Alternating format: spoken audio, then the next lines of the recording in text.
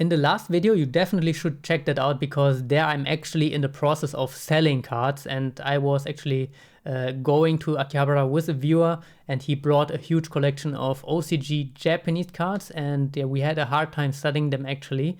And I will tell you a little bit about my experience and what happened there exactly.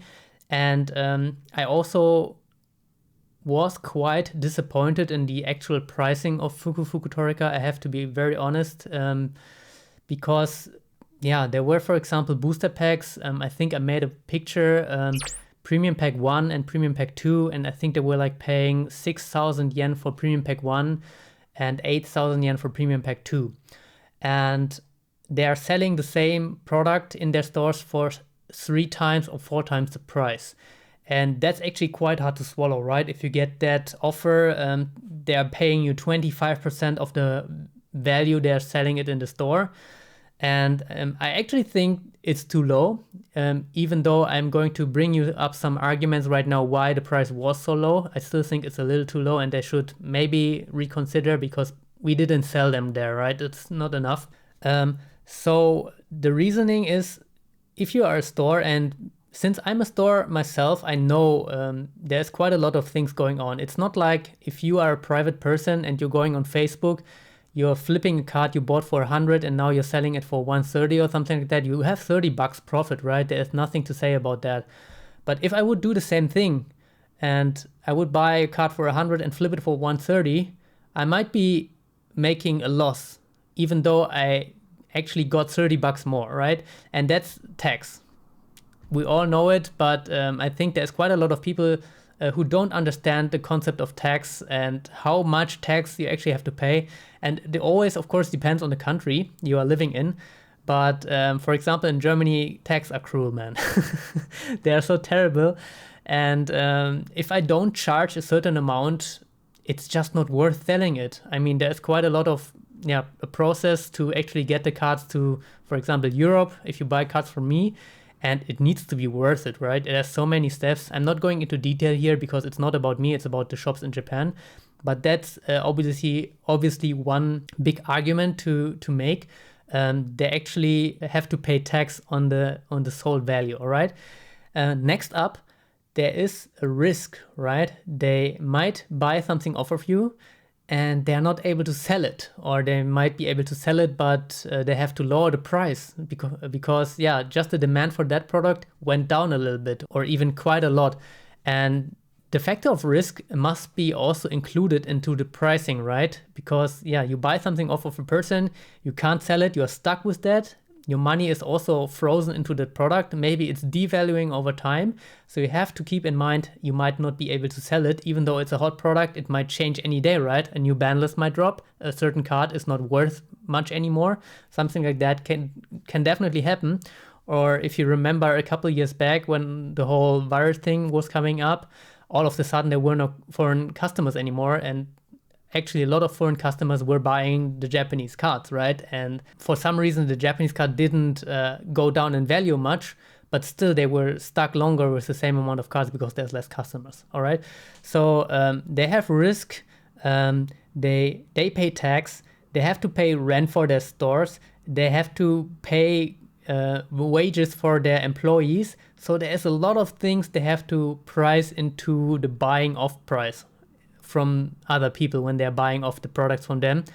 So I really understand that they are cutting prices hard, but my experience, especially at Fuku Torika, it was quite cruel.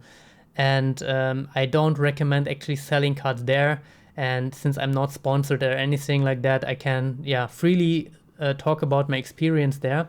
I really like the place, I really like to go there, but I would really not advise you selling there. But what you can do, of course, is you can get different offers, right? I mean, that's what we did as well. We went to Fuku Torika, we went to Card Rush, we went to Dragon Star, and all of these places gave us different offers because the person assessing the card is always different. Maybe at some place certain cards are more in demand than at other places. You don't know, but if you have time, just walk around Akihabara, get in several offers, And let's bring one specific example back here into the talk here, or the discussion. The G311 Secret Rare Dark Magician Girl. And this card is a very rare tournament card, and it would be one of the cards I would definitely advise you to sell here in Japan, because yeah, in foreign countries, in US or in EU, people don't know much about these, and why would they pay crazy amounts of money for a rare copy of a Dark Magician Girl, right? If they could have an MFC Secret Rare, which looks way nicer if you like more holo stuff. But what happened to that card is basically the card was pretty minty, or yeah, near mint, but it had a dent. It had a dent or a small crease. It was either of those two things, and therefore it was only, yeah, excellent, maybe bad excellent, even though the rest of the card was pretty much flawless. But bends and creases really hit hard on the condition, right? And at Fukufuku Torika, I don't have, because I wasn't able to take pictures of all the offers, I think they offered us 100,000 yen, which is like 700, 800 bucks, something like that. And the same card, we tried to sell at Card Rush or Dragon Star, they offered us double. So they offered us 200,000, which would be 1.6, 1.7k USD or something like that. So it's always worth it to just get several offers in, and then you can still decide which one you're taking, right? And usually the offers are also valid for a whole day. So even if you do not decide to sell and you come back later and actually you say, yeah, I thought about it and I actually want to sell it now, you can still get the same price if you didn't alter the card or the condition didn't change.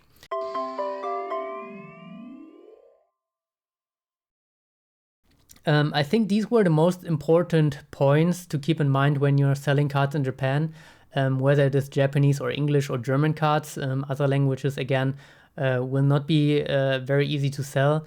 One last thing I could cover, but it might not be accessible for most of you, is you can actually, if you want to sell cards, the best way is always to avoid shops, right? To sell directly to customers. And you can only do that if you use, for example, Yahoo auctions, or if you use Mercari.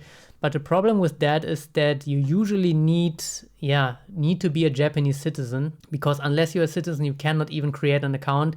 It's quite strict actually, which is quite nice, because if you actually have to enter your credentials and make even a screenshot of your ID to get an account, there won't be that many people scamming. There won't be that many people, being impolite like we have in Germany, for example. If you're on the free marketplaces, you know the guys, right? And it's just not like that in Japan, because the accounts are linked to your ID and personality. So there's that. And if you want to maximize your profit, it would be best to sell on those platforms. But again, it might be quite difficult to do so if you don't have a friend in Japan who's maybe creating the account for you and actually letting you use his or her account.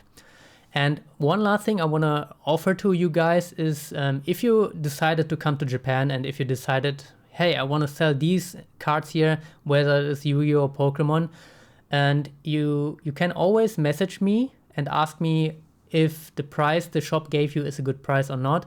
And I would also always consider paying you at least the same, or maybe a little premium on top of that to make it more appealing for you to actually wait for me. But since I'm an OCG seller, right, I might be interested in picking up some cards you were planning to sell in a store, because it's the cheapest way I can get cards for my inventory and for me to sell them again, because the shops, of course, like we already discussed, is offering you a cut down price, right? Because they have to price in all those things we just mentioned. And I have to do the same, basically, but I might be able to outprice them a little bit, and I might be able to scoop that card off of you, and before it goes to the shop and will be sold for maybe double, or I don't know what price, I can get it for cheaper and I can sell it again, and you would basically just support me by doing that. But I would also be just fine with just answering a couple of questions whether it's a good price or not. And I think that is basically all I had for you guys today. A little bit of a longer video. Also a video I was asked to do by a lot of people because I got a lot of messages covering this topic. And I hope you learned something in this video, and I hope, you will reconsider your choices And if you actually decided to sell some cards in Japan, definitely hit me up. I might be able to even pay you a little more than the card shops, and we might have both a win-win situation. With that out of the way, guys, I hope you enjoyed today's video, and we will see us very, very soon in a new video. Your Bilingual Duelist. Ciao.